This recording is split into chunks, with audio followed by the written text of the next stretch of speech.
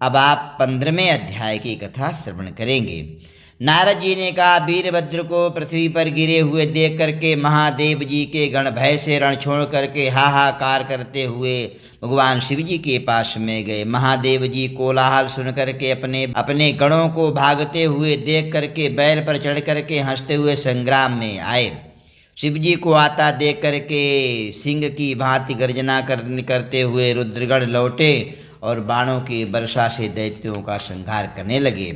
इस प्रकार से दैत्यों को युद्ध से भागता हुआ देख करके हजारों बाणों की वर्षा करता हुआ जलंधर महादेव के ऊपर टूट पड़ा। शुंभ, निशुंभ, स्वमुख, कालनेमी, बलाक, खड़गरोमा, प्रचंड और घसमर आदि दैत्य भी शिव जी के पास युद्ध के लिए दौड़ाए। बाणों के अंधकार से अपनी सेना को ढका हुआ देख करके शिव जी ने उस बाण समूह को काट करके और अपने बाण समूह से आकाश को ढक दिया। शिव जी ने दैत्यों को अपने बाण रूपी वायु से पीड़ित करते हुए प्रचंड बाणों से पृथ्वी पर गिरा दिया। महादेव जी ने क्रोधित फरसे द्वारा खड़गरोमा का सिर काट दिया। खड़वांग से बलाह के मस्तक के 2 टुकड़े कर दिए। घसमर दैत्य को फांसी के फंदे में फांस कर पृथ्वी पर पटक दिया। किसी दैत्य को बैल के सींगों से, किसी दैत्य को बाणों से संहार किया। शेष दैत्य गण सिंह के व्यथित हुआ हाथी के सदृश इधर उधर भागने लगे।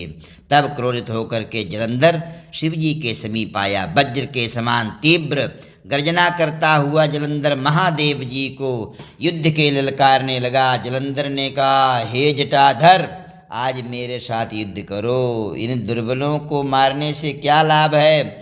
जो कुछ भी तुम्हारे पास शक्ति हो तो मेरे ऊपर प्रयोग करो। ऐसा कह करके जलंधर ने 10 बाणों से महादेव जी को आच्छादित किया। महादेव जी ने उन बाणों को हंसते हुए रास्ते में ही काट करके गिरा दिया और तीव्र 7 बाणों से उनके घोड़े ध्वजा छत्र धनुष को काट करके गिरा दिया। धनुष और रथ कट जाने पर जलंधर गदा लेकर के तीव्रता से दौड़ा। रुद्र जी ने बाणों से उसका गदा काट डाला। तब भी वह मुष्टिका द्वारा महादेव जी को मारने पर उद्यत होकर के समीप आया। तब तक रुद्र जी ने उसे एक बाणों के समूह द्वारा 1 कोश की दूरी पर फेंक दिया।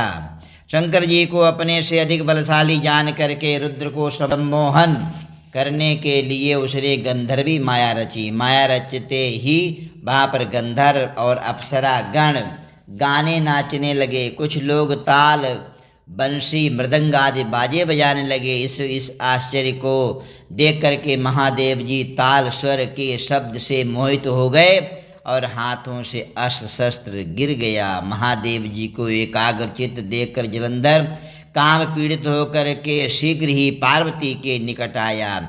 युद्ध भूमि की रक्षा के लिए महापराक्रमी शुंभ और निशुंभ को नियुक्त कर दिया। 10 भुजा, 5 मुख, 3 नेत्र जटा को धारण करके महाबैल पर सवार होकर जलंधर माता पार्वती के पास में गया।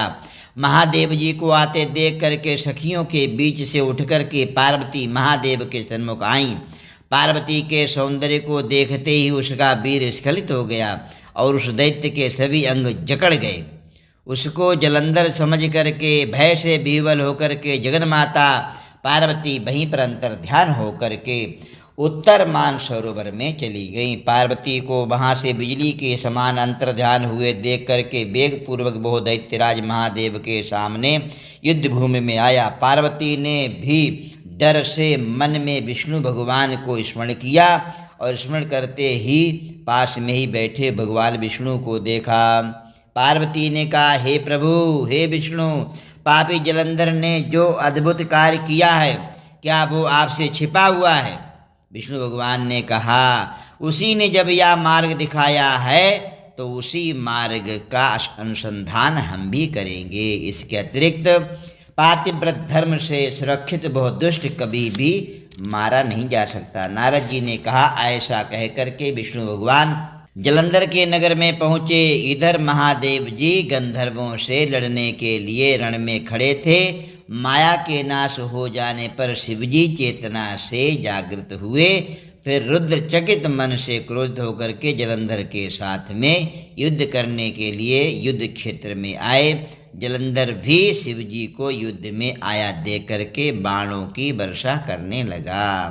यह आप सभी लोगों ने कार्तिक मास के 15वें अध्याय की कथा श्रवण की। प्रिय मित्रों, आपको यदि कथा अच्छी लगी हो वीडियो के लिए लाइक कर दीजिए। जय श्रीमन नारायण।